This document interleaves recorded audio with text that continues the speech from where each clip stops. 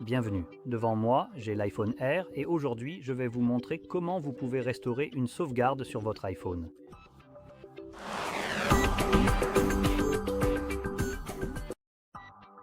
Pour cela j'utiliserai Windows mais vous pouvez aussi le faire sur Mac si vous en avez un, ne vous inquiétez pas, le processus est à peu près le même, la seule différence c'est que sur Windows nous devons faire des étapes supplémentaires que vous n'avez pas à faire sur Mac. Sur Mac, ouvrez votre Finder et lorsque vous branchez votre appareil, il devrait apparaître dans la barre latérale.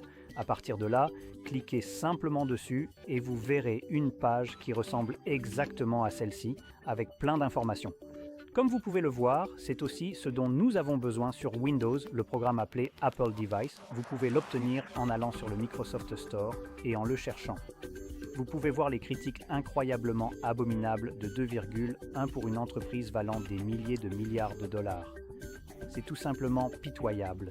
Comment peuvent-ils vendre des appareils à un tel prix tout en ayant un logiciel aussi nul que plus de 50% des gens détestent absolument? Et juste pour prouver que ceux qui n'aiment pas ce logiciel ne laisseraient pas une note aussi basse d'une étoile, je suis sûr que s'ils le pouvaient, ils mettraient 0 étoile. Mais finalement, il n'y a pas d'option pour 0 étoile. Donc ce n'est pas bon. Et cela suit déjà un programme déjà merdique appelé iTunes. En revanche, c'était en réalité mieux. Ouah! Je n'aurais jamais pensé que je considérerais iTunes comme meilleur que quelque chose d'autre qu'Apple mettrait en œuvre plus tard. La raison en est qu'il n'est toujours pas chitifié. C'est toujours verrouille encore des fonctionnalités d'un vrai téléphone, les empêche d'être accessibles correctement depuis l'ordinateur et de les utiliser comme on le fait avec, vous savez, de vrais appareils Android. On peut juste les brancher avec un câble et tout s'affiche sans avoir besoin de programme à la con. Mais soyons honnêtes, c'est Apple, donc on n'a pas ce privilège. On se retrouve avec des logiciels pourris qu'il faut télécharger, et maintenant il en faut 2, parce que pour importer de la musique, il faut aussi Apple Music. Ouais, super design, 0 étoile. Bref, une fois que vous avez installé ça, vous pouvez l'ouvrir et vous verrez cette page. Ici, vous pouvez déjà voir qu'on a la section sauvegarde, juste là. Donc, en supposant que vous ayez déjà sauvegardé votre appareil, ce que vous pouvez aussi faire sur l'iCloud directement depuis le téléphone, donc pas besoin d'ordinateur pour ça. Mais si vous voulez sauvegarder sur l'ordinateur que vous utilisez, vous ne pouvez le faire qu'avec un logiciel ou sur Windows avec un logiciel. Sur Mac, vous pouvez le faire directement dans le Finder, donc pas besoin de rien télécharger comme je l'ai dit. Et c'est pareil pour la restauration de la sauvegarde. Vous pouvez cliquer ici sur Restaurer la sauvegarde et ça me permettra de choisir parmi plusieurs options. Là, j'ai en fait 2 iPhones différents qui s'affichent, même si c'est un peu difficile à distinguer parce que leurs noms ne sont pas vraiment représentatifs de l'iPhone en question.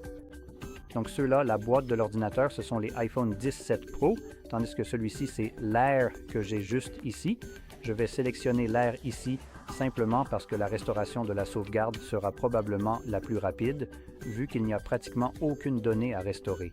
Maintenant, une autre chose à garder à l'esprit, c'est que lorsque vous cliquez sur « Restaurer », il va vous dire qu'il faut en gros réinitialiser cet appareil parce que Dieu nous en préserve. Vous ne pouvez pas juste remplir les informations manquantes. Non, non, non, il faut tout effacer de votre téléphone et ensuite on pourra charger la nouvelle sauvegarde. Et aussi, pour une raison absolument débile, il faut désactiver « Localiser mon appareil ». Eh bien, c'est toujours mon appareil, les comptes sont les mêmes, alors pourquoi dois-je désactiver les services de protection juste pour remplir les données manquantes? Vous êtes stupide, Apple. Donc, une fois que l'on a géré ce design absolument débile, et croyez-moi, c'est vraiment un design absolument stupide et incroyablement mal pensé, ouvrons nos paramètres pour pouvoir désactiver cette option à la con, afin de pouvoir transférer toutes les données importantes sur l'appareil. Juste pour votre information, avec un téléphone moderne comme celui-ci, on pourrait simplement le brancher en USB, faire un glisser-déposer très simple et ce serait réglé en un instant. On n'aurait absolument pas besoin de désactiver quoi que ce soit, comme cet appareil devrait logiquement le permettre, mais Tim Cook, le PDG d'Apple, ne vous laissera évidemment pas faire ça parce que, oh là là, il ne faudrait surtout pas que vous rogniez sur ses énormes profits pour son prochain jet privé de luxe. Donc allons-y, on va chercher la fonction localiser, voilà cette option spécifique.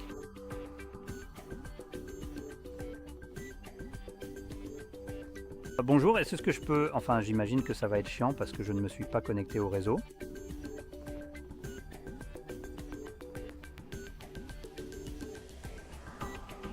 Hein? Oui, localisé. C'est quoi ce bordel?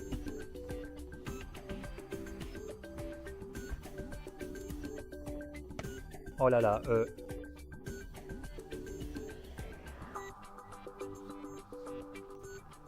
Qu'est-ce que je peux bien faire exactement? Laisse-moi le refaire depuis le tout début, s'il te plaît. Pas ça? Ici. Pourquoi je ne pouvais pas faire ça depuis la recherche? Oh mon Dieu. Voilà. Complètement débile.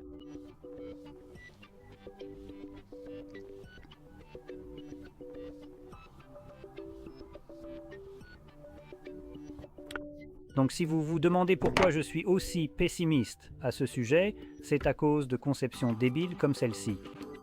Tu cherches littéralement une option pourrie qui apparaît dans la recherche et ensuite ça ne t'emmène même pas là où c'est censé.